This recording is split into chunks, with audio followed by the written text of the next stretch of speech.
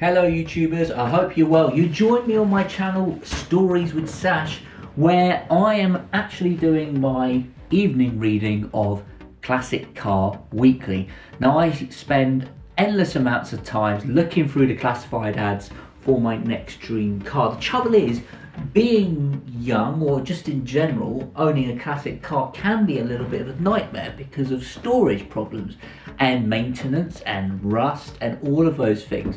And plus, you want something that can kind of keep up with modern day traffic. So I drove that Fiesta ST a couple weeks ago and realised I felt a little bit empty afterwards. But unfortunately, I can't afford a Fiesta ST and I'm not really a big fan of finance. So what do you do in that situation? Because if, like me, you don't have any storage facilities and therefore you can't really have a classic car, then you're going to need something that's going to be your daily, something that's going to be comfortable, something that's going to be reliable, something that isn't going to disintegrate when it's rainy or windy. And if that's going to be the case, then you need something that is going to be all of those things. And therefore, may I present to you the BMW 330 Ci.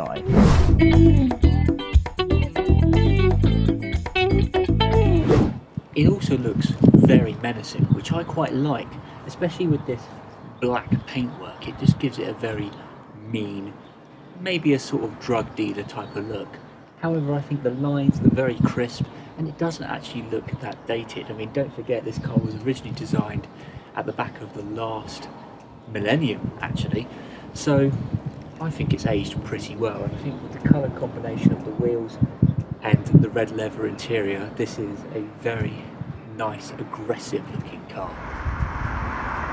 Inside the BMW, you are greeted with this lovely, pleasant interior. It's very German, it's very methodical, and it's got everything you could possibly need, really. I mean, it comes as standard with climate control, cruise control, electric windows, electric seats, electric mirrors, you name it. Pretty much all the standard stuff that you get on today's cars, but of course there are some areas where it is showing its age. Principally the infotainment system, or should I say lack of it, because in this car you got a few options for the infotainment system. One was this very dated sat nav, which looks pretty terrible nowadays and you're better off using your mobile phone.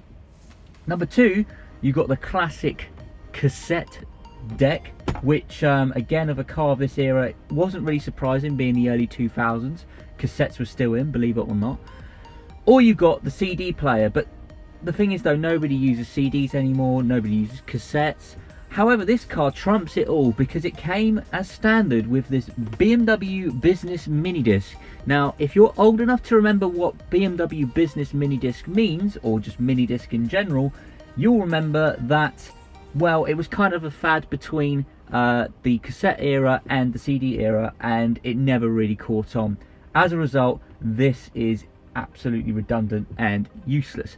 However, on the plus side, you can retrofit a later CD or cassette player. It is a little bit of a faff. You have to take these fake carbon fibre panels off, which I don't particularly like, and replace it, which is not ideal. However, it can be done. But besides that, you've got plenty of storage room. I mean, another thing that does show this car age is the fact of, or the lack of, cup holders, which everyone takes for granted nowadays. I mean, I'm not particularly bothered, but I know a lot of people who would be. But you've got excellent sort of cubby holes here, an armrest, some useful storage bins. So it's pretty spacious in here, and easily practical for anyone really in terms of space. Of course, with being a coupe, there are some sacrifices to be made, chief amongst which is the rear accommodation. It is quite pokey in here. I mean, I'm 6 foot, I've got a little bit of headroom above me, but not too much. And when you want to tilt the front seat forward, which you inevitably will, it's not particularly spacious back here. But it's a coupe, so of course you've got to make some compromises here. And that's not necessarily an issue, because you can just stick your short friends in the back and just keep the tall ones at the front. Well, I say tall ones, just one other friend, because obviously you'll be driving. However, the BMW does make it up in some other areas.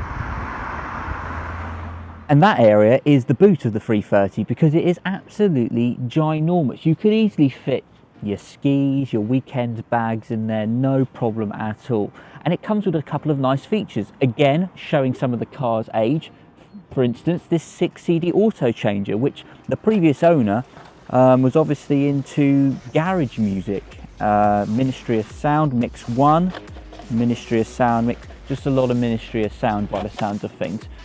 So you might be thinking, what's so special about this BMW 330? Well, as the name suggests, it is a 330, which is a 3-litre straight 6 engine, precisely over here, which has a system called Vanos on it that BMW used at the time, which you can kind of liken to Honda's VTEC unit, which basically means that when it goes up to a certain RPM, certain cams and stuff and magic happens, which basically means that you get a cleaner rev range, and it just means more power, which means more fun. However, you might be thinking, what exactly is the power figures? Well, for a car that's over nearly 20 years old, it developed 231 brake horsepower when new and 221 foot-pounds of torque, which would propel this car from 0 to 60 in about 6.5 seconds and go on to a top speed of 155. So being no doubt, it's no slouch, and it really is a incredibly fast car, even by today's standard. And of course, it's a manual with rear wheel drive, so it's a proper driver's car. So, conclusion time. The BMW 330 Ci, in my eyes, is the perfect practical example of a fast used daily. However, of course, there are going to be cons. It is a 3-litre, it is therefore thirsty on fuel, it is obviously an older car. But if you buy a good used one, which start off at about £3,000, which is what the owner of this car paid for a pre-facelift model, then you can't really go wrong. If you want a facelift one, you're talking more £5,000. But the engines are durable, the drivetrain and suspension are very nicely set up and balanced, so you can't really go wrong. Stuff to look out for, being a used car, the Vanos system, which I mentioned earlier, should be replaced around, or at least repaired around the 70,000 mile mark. Obviously, being a manual, you want to look out for any clutch slip or any signs of the clutch degrading. Suspension can be a bit worn on these, particularly if they are driven by hooligans, so you want to see if there's any play in the feel of the steering. But other than that, they are very durable cars, and this particular example has over 120,000 miles on the clock, and it feels as tight as a drum. So if you like my videos and you enjoyed this one, then please, why not subscribe to the channel and like and comment and see if you agree or disagree with me on my views on the BMW E46 330 Ci. Thank you for listening.